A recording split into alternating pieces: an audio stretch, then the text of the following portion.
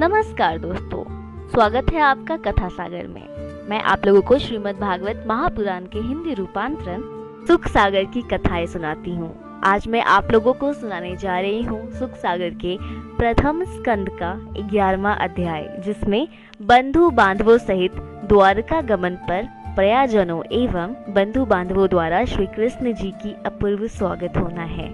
तो इसी के साथ सब कोई मिलकर एक बार मेरे साथ बोलिए, ओम नमो भगवते वासुदेवाय नमः। अब प्रभु के चरणों में सिर झुकाकर उनसे आशीर्वाद लेकर उन्हें स्मरण करके सच्चे दिल से आज के 11वां अध्याय का शुरुआत करते हैं। सूत जी कहते हैं कि द्वारका पहुंचकर श्री कृष्ण जी ने जोर से अपना शंख बजाया। उससे द्वारकावासी समझ गए कि श्री कृष्ण जी आ गए हैं। फिर तो संसार के स्वामी अपने राजा के दर्शनों की इच्छा से सारी प्रजा टूटकर उनका दर्शन करने लगी। अपूर्व स्वागत हुआ। सबने भगवान श्री कृष्ण जी पर अपना सर्वस्व निछावर किया। फिर जैसे पिता से पुत्र कहते हैं, वैसे ही प्रीति से प्रसन्न मुख वाले प्रजागण श्री कृष्ण जी से गदगद हो बोले, हे नाथ, इस संसार में आप ही सबका कल्याण करने वाले हैं। हम सब प्रजाजन आपके उन चरणों में नम्र प्रणाम करते हैं, जिन्हें इंद्र, ब्रह्मा और नारद भी प्रणाम करते हैं। हे विश्व आत्मन, आप सबका कल्याण करें, क्योंकि आप ही हमारे माता, हमारे पिता, हमारे मित्र और आप ही हमारे स्वामी हैं। आप ही हम लोगों के उत्तम गुरु तथा परम देवता हैं। आपके अनुकूल होने से हम लोग कृतार्थ हो गए। आपको पाने से हम लोग सनाथ हैं, क्योंकि जो आपका दर्शन देवताओं को भी दुर्लभ है, वहीं आपके इन हास्य तथा स्नेह युक्त अवलोकन वाले तथा मनोहर अंगों को देखने का हमें सौभाग्य प्राप्त है। हे कमल नेत्र, हे अच्युत, जब आप हम सबको त्याग कर हस्तिनापुर चले गए, तब आपके बिना हम पुरवासी विकल और दीन होकर दिन रात आपके ही वियोग में दुखी रहते थे। आपका एक क्षण का भी वियोग हमारे लिए करोड़ों वर्ष के समान दुखदाई हो जाता है। तब प्रजाजनों के ऐसे वचनों को सुनते हुए श्री कृष्ण जी अपनी उस द्वारकापुरी में पहुँचे, जो मधु, भोज, दाशहर, कुक्कुर, अंधक और वृष्णि वंशियों से वैसे ही रक्षित थी जैसे नागों से पाताल लोक रक्षित रहता है। वह पुरी सब ऋतुओं में पुष्प आदि समस्त संपत्ति वाले पवित्र वृक्ष, लता मंडप से सुशोभित खेलने योग्य बगीचों के मध्य में तरागों की शोभा से सर्वदा ही शोभायमान रहती थी। उसके नगर, द्वार तथा सब घरों के द्वारों और मार्गों में जहां तहां सर्वत्र बंधनवार टंगे हुए थे। वह पूरी सर्वदा ध्वजा और पताकों से अलंकृत रहती थी, जिसके राजमार्ग, अन्य मार्ग और बाजारों के मार्ग तथा चौतरे आदि सब झाड़े बुहारे निर्मल और सुगंधित जल से सींचे रहते थे। उसमें फल, पुष्प, अक्षत और अंकुर जमे हुए थे। मंदिरों के प्रत्येक द्वार दही, अक्षत, फल और गन्नों से भूषित तथा भरे घट, बलि, धूप और दीप से शोभित रहते थे। तब श्री कृष्ण जी को आते हुए सुनकर वसुदेव, अक्रूर, उग्रसेन, अमित पराक्रमी बलभद्र, प्रद्युमन, चारुदेशन तथा जामवंती के पुत्र सांब आदिक सब बड़े हर्ष से अपने भोजन, शयन और आसनों को छोड़कर हाथ में मांगलिक वस्तुओं को ले आदर और स्नेह पूर्वक संभ्रंचित बड़ी प्रसन्नता से अपने रथों पर चढ़कर अगवानी करने लगे।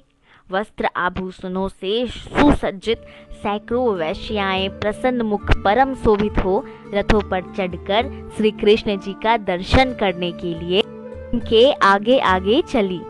नट नर्तकियों की भीड़ लग गई। सूत, मागध और बंदी जन श्री कृष्ण जी के अद्भुत चरित्रों का यशोगान करने लगे। तब श्री कृष्ण जी ने वहां आए हुए गोकुलपुर वासियों तथा समस्त बंधु बांधवों से भेंट कर सबका सम्मान किया। सबने सिर झुकाकर श्री कृष्ण जी को प्रणाम किया। इस प्रकार गुरु ब्राह्मणों से आशीर्वाद ग्रहण करते हुए श्री कृष्ण जी द्वारकापुरी में प्रविष्ट हुए। जब वे राजमार्ग में पहुँचे तब उन्हें देखने के लिए उनके आगमन से परम सुख मानने वाली कुलीन स्त्रियां अपने महलों के ऊंचे भाग में चढ़ गईं। श्री कृष्ण जी के दर्शनों से किसी के नेत्र तृप्त नहीं होते थे।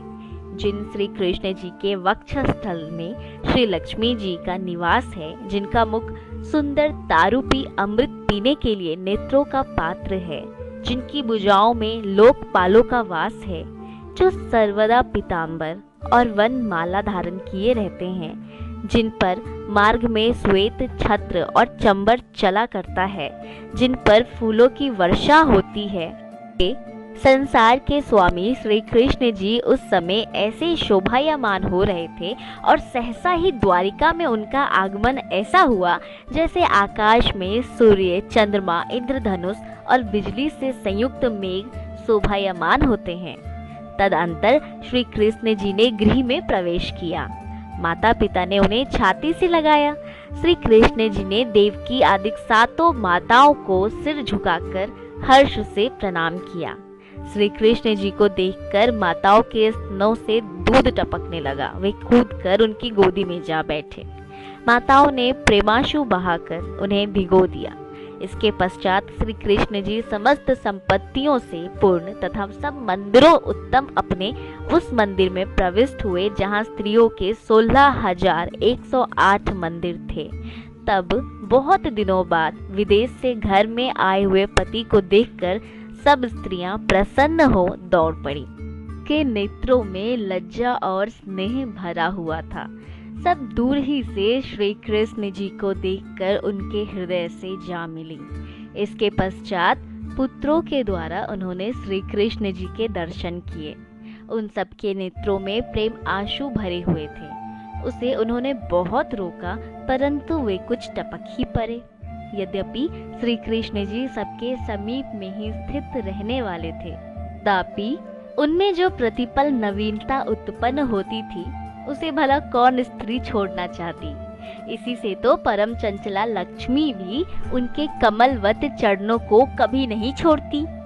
यद्यपि देखने में उन श्री कृष्ण जी के पास कोई अस्त्र शस्त्र नहीं रहता था और वे सर्वदा निरस्त्र ही रहते थे, तथापि उन्होंने पृथ्वी का भार हरण कराने के लिए कुचाली राजाओं में परस्पर वैर भाव उत्पन्न कराकर अनेक सेना के होते हुए भी सबका सर्वस्व नाश कर डाला। और जब इस प्रकार भूभार हरण वाला कार्य उन्होंने पूरा कर लिया, तभी वे शांत हुए। इसी प्रकार श्री कृष्ण भगवान संसार में अपनी माया से अवतार लेकर साधारण मनुष्यों के समान बहुत स्त्रियों के मध्य में रहकर भी संसार का पालन पोषण और संहार करते रहते हैं। वे सब में रमन करने वाले हैं। उन्होंने सबको मोहित कर लिया, परंतु स्वयं वे किसी के हाथ ना लगे। किंतु संसारी जनों में जो मूर्ख है, वे यही जानते हैं कि श्री कृष्ण एक साधारण मनुष्य थे, परंतु उन्हें जानना चाहिए कि जो प्रकृति में स्थित रहते हुए भी सर्वदा उसके गुणों से युक्त नहीं होता, वही ईश्वर है। यही उनकी ईश्वरता है। इसी के साथ 11वां अध्याय यहीं पर संपूर्ण होता है। सब कोई मेरे साथ एक बार फिर से बोलिए, ओम नमो भगवते वासुदेवाय नमः। आगे की कथा को सुनने के लिए बने रहिए कथा सागर के साथ। अगर आप पहली बार हमारी वीडियो को देख रहे हैं तो कथा सागर के परिवार से जुड़ जाएं। जुड़ने के लिए आपको करना होगा कथा सागर के चैनल को सब्सक्राइब, और सब्सक्राइब करने के साथ साथ बेल आइकन जरूर हिट करें और ऑल नोटिफिकेशन जरूर ऑन कर दें। जिससे क्या होगा, जब भी वीडियो अपलोड होगा आपको वो वीडियो आपके फ़ोन स्क्रीन पर नोटिफिकेशन तुरंत मिल जाएगी। अच्छी बातों को अपने तक सीमित ना रखें, सबके साथ इसे शेयर करें, अपने के साथ इसे शेयर करें, अपने दोस्तों, अपने परिवार वालों, सबके साथ इसे शेयर करें। मैं लेती हूँ आप लोगों से विदा। जल्द मिलूंगी आगे की कथा के साथ। तब तक के लिए अपना ख्याल रखिए, अपने परिवार वालों का ख्याल रखिए, अपने आसपास वालों का ख्याल रखिए। ओम शांति। ओम